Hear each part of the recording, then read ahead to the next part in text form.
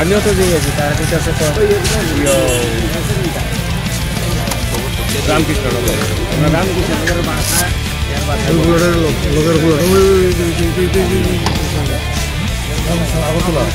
আর এই করিমগঞ্জ দৌলতকান্দি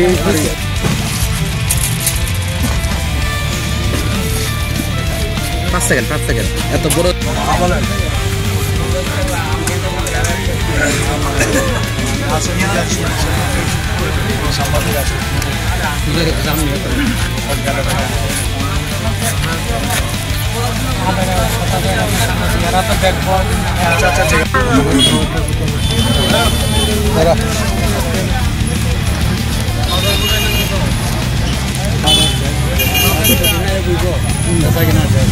চিল্লায় সব gitu ya gila dosen apa এক সিঙ্গেল তো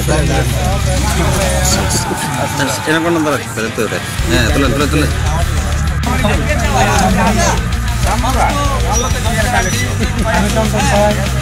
আমরা তো কম চালাই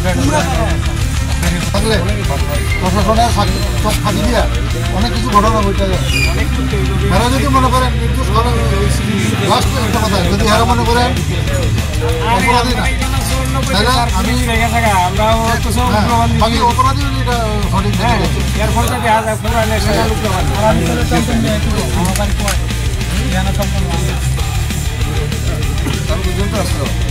না হয়ে গেছে তার বাড়িতে নিমন্ত্রণ খেয়ে এসে এবং তার মানে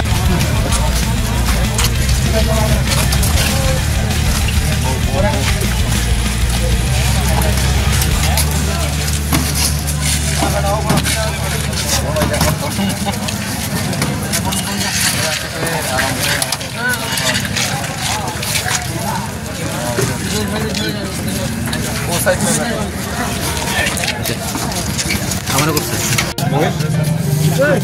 60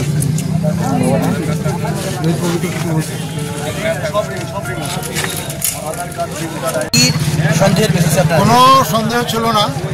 লোকটা যখন এখানে ওই হাতের আংটি টাংটি কি জানে ওইটা বিক্রি করছে, তখন আমি গিয়ে জিজ্ঞেস করলাম তোমার নাম কি, তোমার বাড়ি কোথায়? তখন বললো যে আমার নাম হলো বাবুল আহমেদ, বাড়ি হলো রামকৃষ্ণনগর।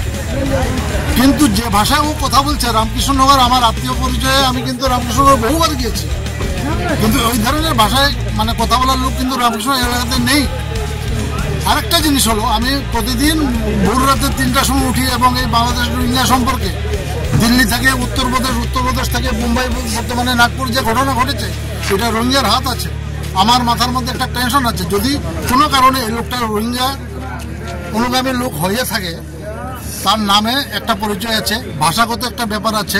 আমার সন্দেহ হওয়ার পর আমি আমার 2জন সাংবাদিক বন্ধুকে ডাকলাম, ওরা এসে পিএস কল করেছে, পিএস এসে ওদের সন্দেহজনকভাবে একটা পদক্ষেপ নিতে গিয়ে ওদের ইনভেস্টিগেশনে আমি আমার নাম মানে অ্যাড্রেস সমস্ত কিছু দিয়ে দিয়েছি।